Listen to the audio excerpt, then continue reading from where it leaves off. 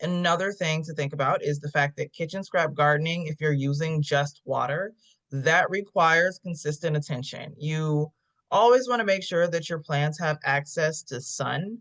And what that means is that depending on how sunny it is that day or how hot it is that day, you're going to have to constantly check those plants to make sure that the water hasn't evaporated or hasn't gotten cloudy. Another thing to consider is that produce that's transferred to soil after being started with water is prone to stress. I always say whenever you mess with the plant, it's going to get stressed out.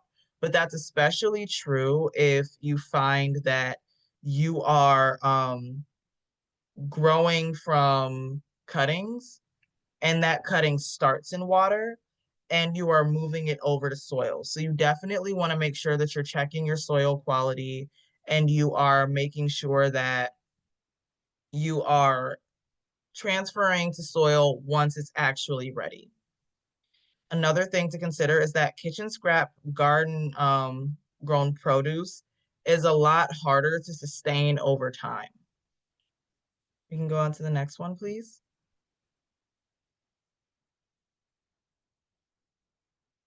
So when we talk about sustainability, and when I'm talking about sustainability, I'm talking about how practical it is to rely on kitchen scrap gardening as well as overall eco-friendly sustainability.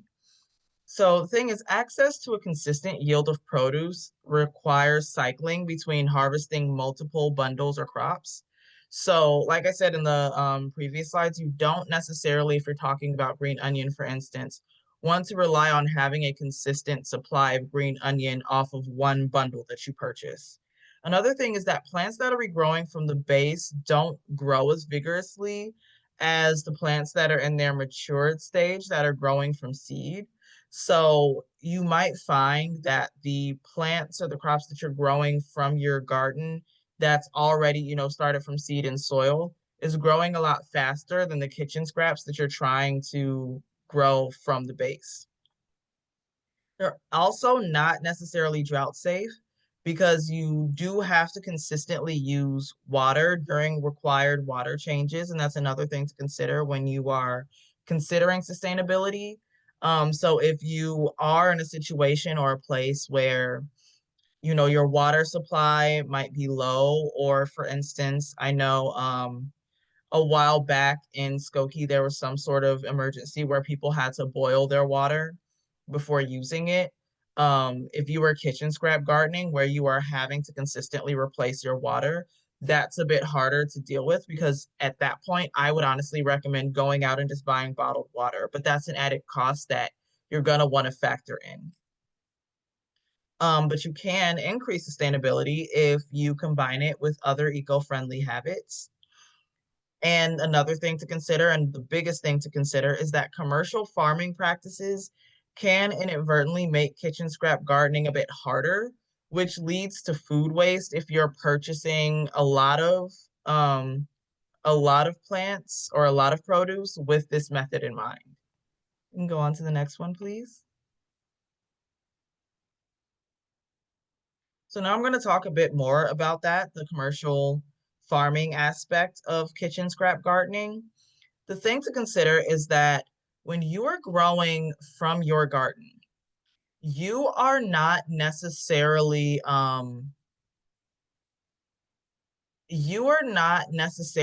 treating your crops as much as commercial farmers do. So oftentimes they're not just treated, but they're covered with wax. And what that's meant to do is sustain shelf life and extend the shelf life. So I would think about it like this. When you are growing your own produce in your backyard or in your home, that is going straight from harvest to kitchen, most likely. But when you have commercial farmers, that's going to a processing plant, then that's going to, packaging, and then that's, being transported to different grocery stores. So commercial farmers do tend to treat their plants with that in mind so that by the time it makes it from the farm to the shelves, it's not expired. But what that means is that it can hinder or prevent sprouting or root growth. The best chance of avoiding this is purchasing organic produce, which could be a bit more expensive. But the absolute best that I would always recommend is purchasing from small organic farmers that don't necessarily treat their plants that way because, they're harvesting it for the farmer's market. And, once you purchase it, what you do with it is on you. So they're not necessarily worrying about that many steps and that much time in between harvesting the plant and the plant making it to wherever it's going to be sold at.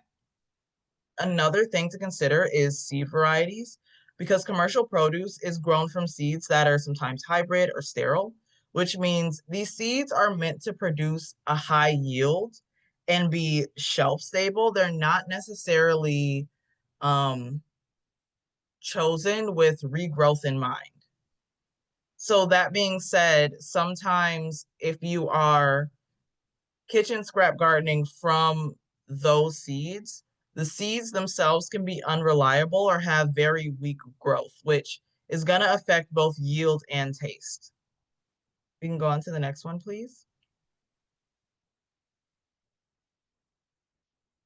And another thing to consider is refrigerated produce. So when you go to the produce store, you often see your produce in this large refrigerator, and that's also meant to prolong shelf life because oftentimes, when we go to the grocery store, we're not thinking about how far from the farm our produce had to travel. So it's often refrigerated from the moment that it's harvested. And what that does is it's meant to stop sprouting, which is a good thing if you are trying to prolong shelf life. But if you are trying to regrow, that's not the best thing. So this process can hinder or delay the process of regrowth after you purchase it because it would have been in a refrigerator for a very long time. Well, not a very long time, but a longer time. Another thing to think about is what happens during the processing part of manufacturing produce, because manufacturers do reserve the right to cut off certain parts of plants that are necessary for regrowth. So, for instance, if you are trying to regrow certain root plants like ginger, the eyes that you would need are the little bulbs where the sprouts grow from. They reserve the right to cut that off because they don't necessarily want it to sprout before it gets to you. But what that means is if you purchase it with that in mind, you want to regrow it, the eyes are already gone, so you're not necessarily going to be able to regrow from that. Can we go on to the next one? So now I'm going to talk about common foods to regrow. So we have green onions, celery, lettuce, garlic, potatoes, herbs, and pineapple. We go on to the next one. So with green onion, you want to harvest it from the top, leave the bulb and roots, place in water until the roots grow long enough, and then you want to add just enough water, ideally, to cover the roots. You don't want to submerge the bulb completely because that can rot the plant, especially if you find that you aren't as adept at, keeping up with water changes. That's one way to avoid the water going bad very quickly. But ideally, you want to change that water every 2 to 3 days. And then when the roots grow long enough, you want to transfer it to soil. And when I say long enough, I mean, for instance, in the picture, you do see roots there. I prefer to let the roots grow to a point where if you're putting it in like a small mason jar, the roots sort of have to curl around the bottom of the jar, if that makes sense. That's how you know it's, long enough and sturdy enough to have a high chance of surviving in soil. So you want to start reharvesting when the stalks are 6 to 8 inches tall. And this you can harvest multiple times over several weeks. But past that, I would check for taste and quality because that's when you might start to see that decline. Can we go on to the next one, please? So then there's celery. You specifically want to keep at least 2 to 3 inches of the bottom base, but you are definitely going to want to remove dirt and avoid water contamination. You want to place the base in a bowl the cut side up, and you want to submerge the bottom half inch in water. And again, change that water every 2 to 3 days. And if you are going to transplant that, you want to transplant it to soil after 1 to 2 weeks of solid growth, but that's if the roots look strong. If you notice that the roots don't look as strong, you may want to consider changing your water more often and watching that water a bit more. Can we go on to the next one? So with lettuce, you want to also leave about 2 inches at the base when you are harvesting. So when you're cutting, your leaves off the lettuce, you want to make sure you leave at least 2 inches. Then you want to place the base cut side up specifically in a shallow bowl because you only want to cover the bottom half inch with water again. But with lettuce, you want to change that water every 1 to 2 days. This one is a bit more sensitive. And then after that, you want to transfer it to soil after about a week of strong growth. And you want to only harvest leaves that are a few inches tall over the next 2 weeks. So for this, I recommend personally trying romaine or butterhead varieties. Those tend to be the most reliable when you're trying to regrow. Other more unique isn't necessarily the right word, but more specific varieties, they tend to not do as well. But what I also love to do is purchase the quote unquote living lettuce. I don't know if you guys have seen that, but that's basically the lettuce that comes with the root still attached to it. That definitely cuts down on the time it takes to grow roots because it always, comes with the roots. But if you are going to use water to make those roots grow a bit longer, which I do recommend because sometimes the roots tend to be a bit smaller. I think they do that in order to make it fit into the packaging. But if you're going to do that with water, because those roots tend to come with soil on them, you want to be very careful and to rinse and clean those roots off before you place it in water. Otherwise, that soil is going to contaminate the water and it's just not going to grow right. It's going to end up rotting. Can we go on to the next one, please? So garlic, if you are going to grow garlic greens, you want to leave the papery skin on the clove. You want to plant the pointy side up about 1 to 2 inches deep in a pot that's at least 6 inches. So this you're going to put directly into the soil. You want to keep the soil moist and you want to give the potted plants about 6 to 8 hours of direct sunlight. And then you can start to harvest the greens after 7 to 10 days. The garlic greens that's going to grow from this are going to have a bit of a milder garlic taste, but it's really good for like garnishes and soups and things like that. Can we go on to the next one? So if you want to grow full bulbs, this is going to require more patience. But personally, especially if you are buying like those bags of garlic, and let's say for instance, the bag comes with 5 full bulbs of garlic, and you only need maybe 2 for whatever recipe you're using. This is a really good way to preserve the rest. So what you would do is you would also take apart the bulbs, leave the papery skin on. But what you would do instead is plant this in a deep pot, ideally outdoors in the fall, because the overwintering process is very important if you want to get a lot more full bulbs. So what you would do is you would allow it to grow through the spring, and then you would harvest it when the leaves start to yellow and die back. And then afterwards, you would cure it in for 2 to 3 weeks in a very dry and airy space. That way, it's not, the moisture isn't taking over and letting it get moldy and wasting your harvest. But overall, if you're growing full bulbs, this process, because of the overwintering process and everything, would take about 6 to 9 months. So it does require a lot of patience, but I would say it's worth it just because you're not throwing away the excess garlic that you're using. Can we go on to the next one, please? So potatoes, you want to start this process when the potatoes have visible sprouts or eyes. So what you would do is you would cut that into chunks. with 1 to 2 eyes per piece. And the mistake you don't want to make is planting this right away, because when you cut into a potato, it's still going to be moist. So you want to let it dry out for 1 to 2 days in a dry spot to avoid rot. But you also don't want to put, when you're drying it, you don't want to put it in a sunny space as well. So you want to plant this in a large 10 to 15 inch deep container with looser soil. And then you want to place the pieces 3 to 4 inches deep in the container with the eye side up. You want to make sure that soil stays moist.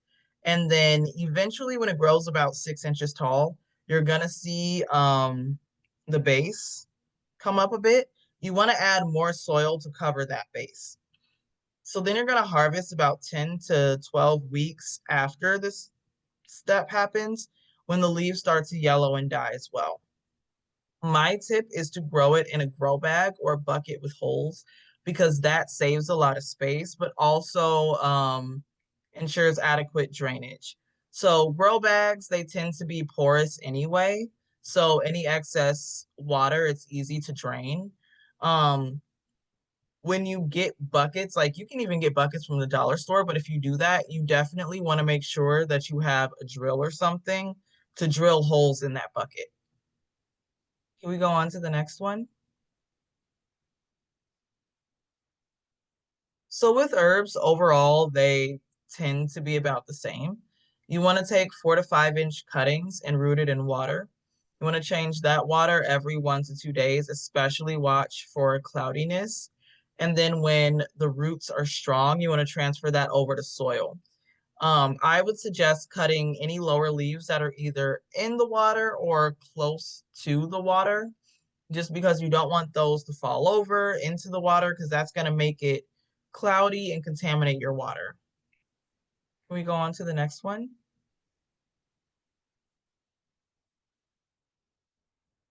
So now we're going to talk about common foods to grow from seed. I tend to like including this because there are certain things that we buy from the grocery store where the seeds absolutely can be preserved, and then you have free seeds to grow in your garden. But there is a process to that. So I tend to consider this to be kitchen scrap gardening as well, because these tend to be the parts that you would normally not consume or throw away. So we have your peppers, your tomatoes, and your pumpkin. We go on to the next one. So with peppers, you want to remove the seeds and any attached pulp, and you want to dry that on a paper towel for 1 to 3 days. And then afterwards, you want to do a water test to check for viable seeds. I'm going to show you guys what the water test is a bit later on in this presentation. What you want to do is use small pots filled with a moist seed starting mix to plant. And then you want to transplant these strong seedlings. You want to make sure with peppers, they have at least 2 to 3 true sets of strong leaves. Let's go on to the next one. So with tomatoes, you want to scoop out the seeds, place it in a jar with the pulp and a little water that's uncovered. You want to stir daily for about 2 to 3 days. This is going to ferment those seeds a little bit. And then you want to rinse and dry them on a paper towel for 1 to 3 days. And then you want to plant those in small pots as well with the starting mix, and then transplant the healthy seedlings as well. So the reason that I suggest fermenting it is because this speeds up germination. Let's go on to the next one. So with pumpkins, you want to scoop out the seeds from a mature pumpkin. You definitely want to make sure that pumpkin is mature. You want to rinse and remove the pulp, dry that on a paper towel for 3 to 5 days.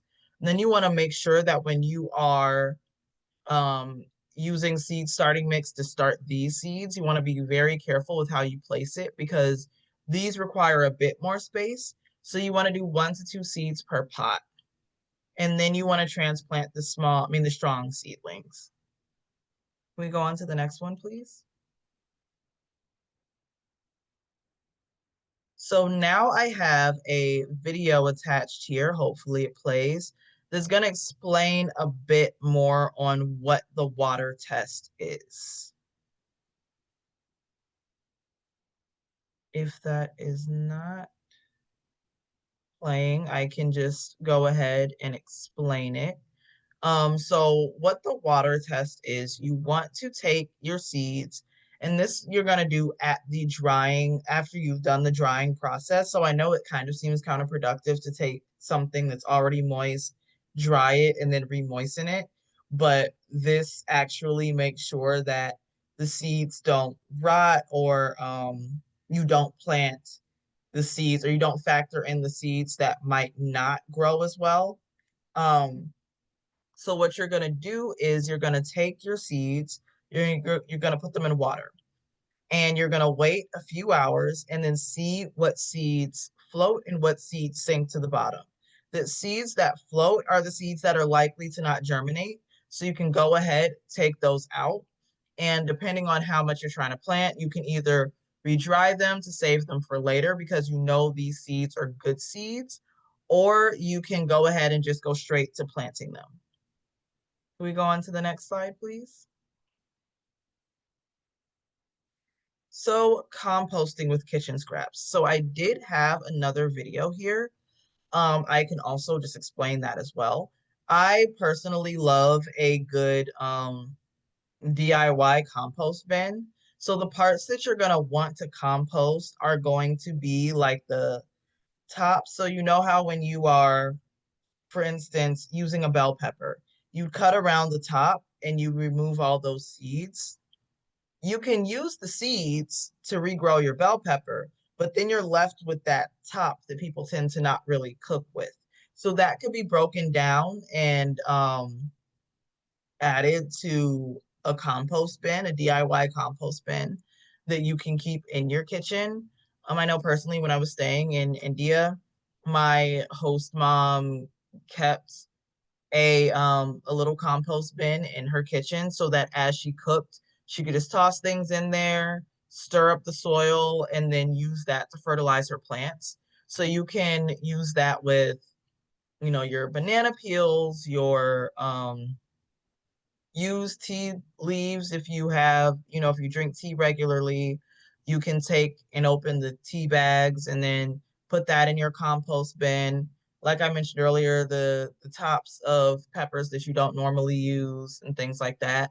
The things that I would not recommend putting in there though are dairy products.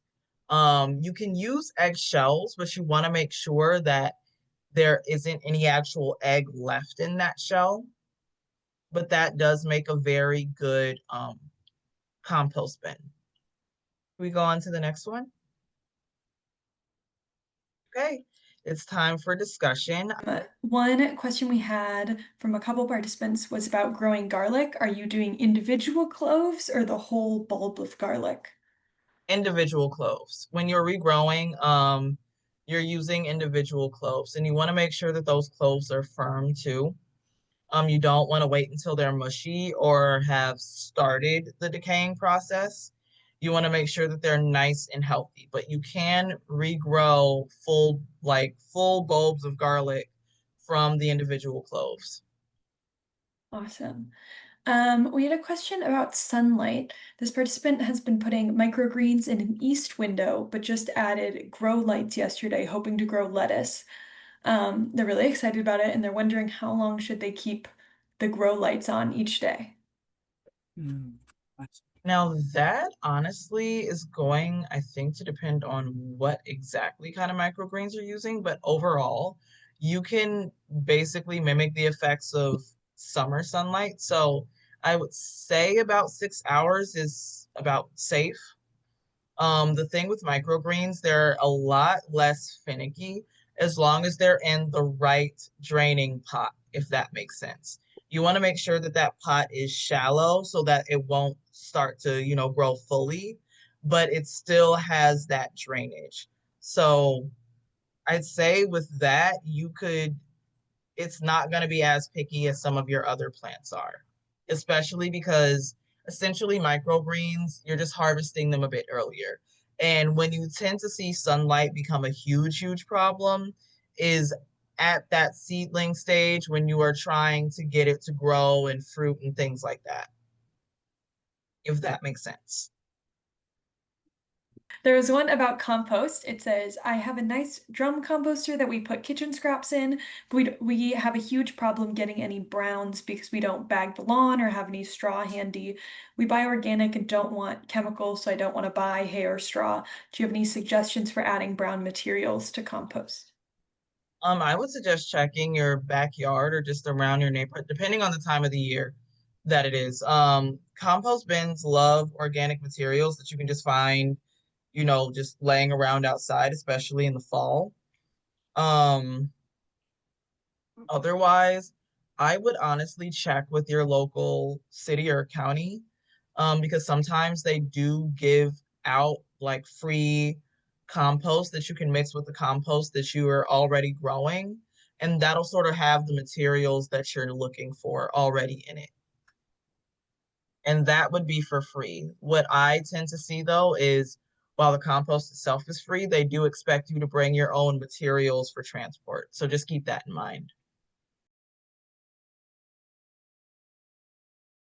Yes, they can absolutely be grown inside in containers.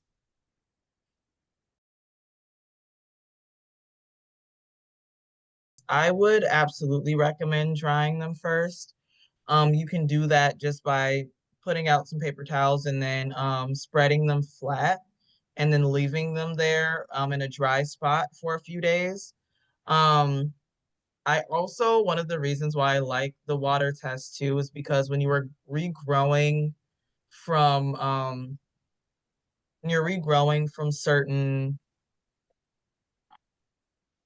plants or certain produce, because of what I said earlier about the way that commercial farmers choose their seeds, the seeds that are produced in the plant itself are not always viable for regrowth. Another thing I'd recommend keeping in mind when it comes to your citrus plants is that those do take years sometimes to fruit. So if you're noticing, okay, it's growing, but I'm not getting any lemons, that could be why. It's gonna take a while. I did have a question for you, Alexis. When you were talking about regrowing garlic, you mentioned curing the garlic. Do you want to take a moment and just kind of explain like a basic way to cure it? So it really depends on what space you're working with. Mm. Essentially, curing it, you're just putting it in a space that's going to get a decent amount of airflow. You want to put it in a space where you know it's going to have a lot of airflow. You don't really want to put it in like a sealed box in a dark space somewhere because then it's gonna definitely get it might get moldy. It might, not taste as good when you're actually trying to cook with it.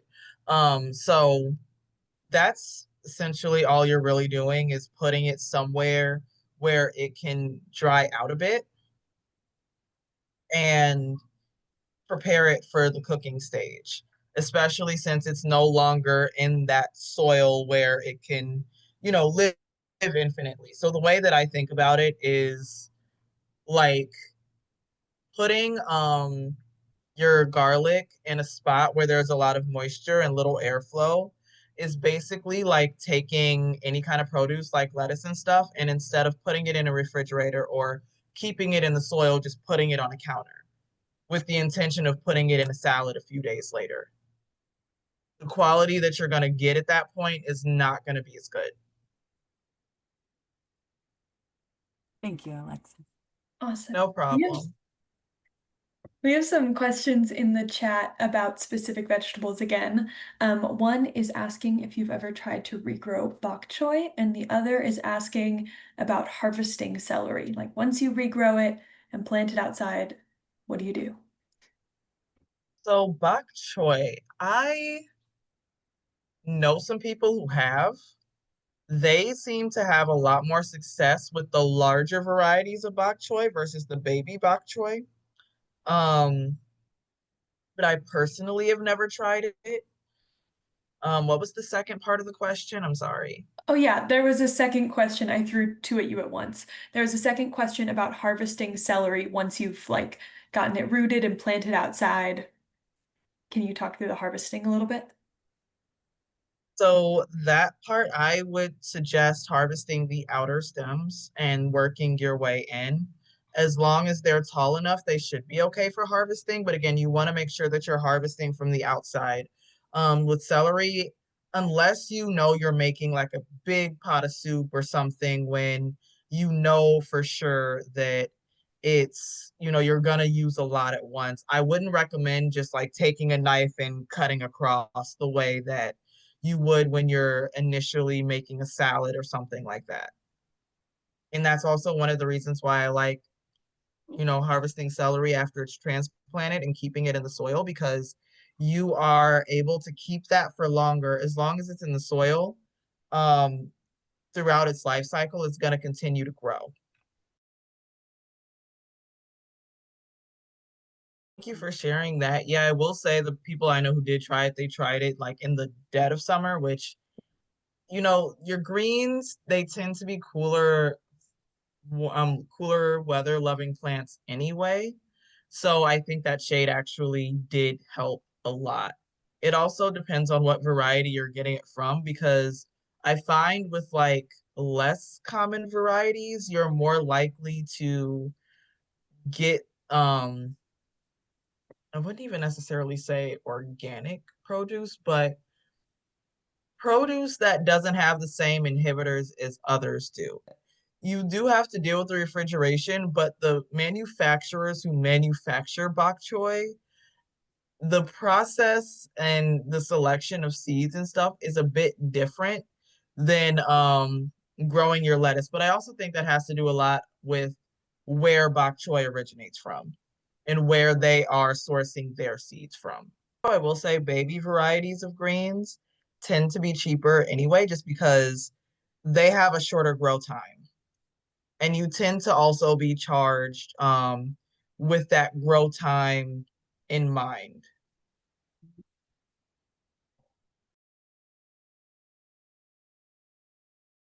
That also depends on the variety of pineapple as well. With the fruits itself, like those, I will say you get more variety on how long that's gonna take to fruit again. Because that it depends on where the grocery store got it from, what that was treated with, especially if you're talking a fruit that had to travel a bit longer. There are certain things that they do to preserve it, and make sure that, by the time it gets to the grocery stores, that it's not bad.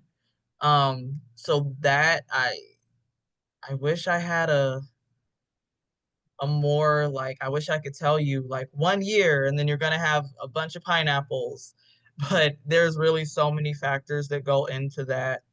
You would really have to do research on what brand grew it and things like that, and whether or not it was treated. Because like I said, like certain fruits, the way they preserve it is by putting a wax coating on it that you may not necessarily see, and that's not as easy to clean off as you would think. So for example, with apples, you can regularly wash an apple, it's likely still gonna have that coating on it. You won't even taste it. So I would look into that as well. We have a question in the chat that's asking, how long can you expect a plant to make new growth to harvest before it needs to be replaced? I'm sure this varies a lot, but if you want to give a few examples. Yeah, it does vary a lot.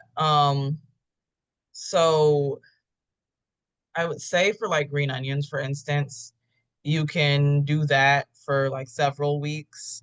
My go-to is just tracking taste and stuff over time. It's harder to tell if you are directly like putting it into a pot or something like that and combining it with other ingredients.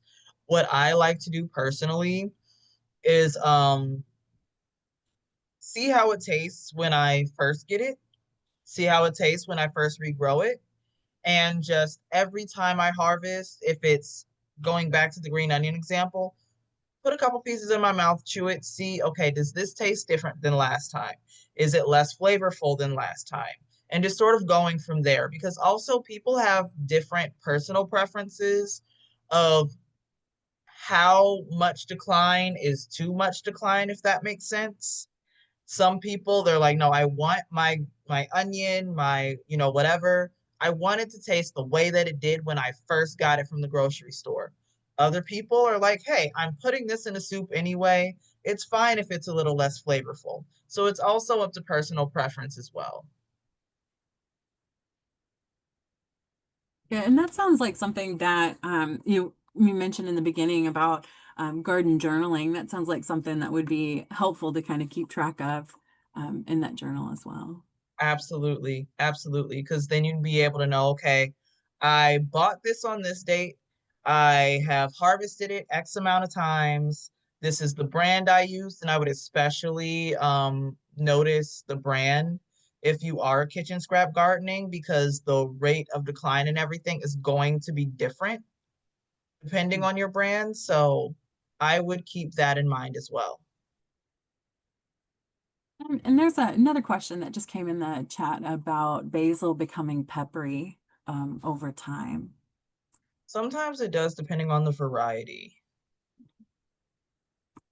Yeah. Thank you so much for joining us today, for being a part of this series. Thank you, Alexis, for coming in and speaking today and sharing your knowledge with us. And thank you, everyone, for just being a part and just being present. You make these groups special just by being here and taking part in discussion. So thank you for doing that, sharing your time with us. Definitely check out some of the upcoming programming and keep an eye on our YouTube channel, see some upcoming videos as well. Have a great day, everyone. Happy gardening, and we'll see you soon. Bye, everyone.